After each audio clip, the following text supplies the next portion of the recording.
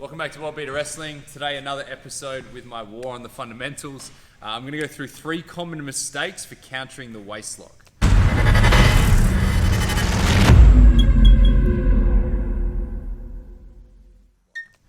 So the first mistake that I often see, if I get put into a waistlock, we're going to go from breaking the grip. So if I'm in a waistlock here, generally you'll see this kind of like ball and socket grip, usually grabbing their hands, grabbing their wrists.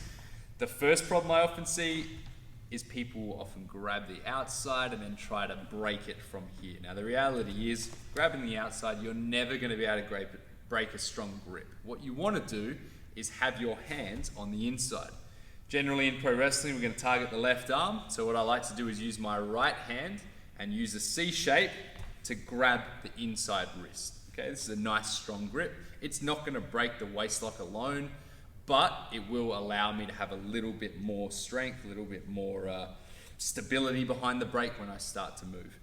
The second point of reference is the waistlock break with the hips. Okay, so often we'll see people stand here, they'll grab in whatever direction and they'll just try to use their arms. You're going to have much more strength by using your entire hips. So what I do is I grab the C, I use a hip hinge. Okay, so as I come up, hip hinge and break away from whatever the lock is. So as you can see with this lock, there's an opening on the underside. So that's the direction I'm going to break in. So I'm in the waistlock, I've got that C grip. I sometimes put my hand behind the back just here because that allows me to keep hold of the arm. Squat down low, hips hinge up to break that grip. And now if I wanted, I could attack the arm, but we're going to go into a waistlock of my own. So what I often see from this direction is we turn and I'll see people transition around into another waistlock.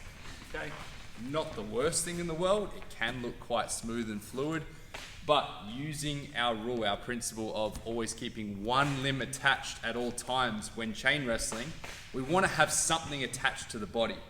Because again, the reality is, if I break and then I go for the waistlock, my opponent should be getting out of dodge or countering on me again. So what I like to do from here, I should already have a nice low base as I throw my hips up. I'm going to bring that left hand that I've got wrapped around the arm and I'm going to now wrap it around the inside of the closest leg. So I'm going to pop, wrap it around, and as I transition, I go low, all the way up, and as I come around with my other arm, I can now bring it into the waistlock however I'm going to grab it. Okay, so from the top, we're going to go lock up, put me in a waistlock. From here, C on the wrist, arm behind if you need. We're going to pop our hips up, grab the leg, transition behind, and work it from there. If you want to see more videos like this, click on the subscribe button, spread the word, and if you have any questions or requests for World-Beater Wrestling, don't be afraid to comment below.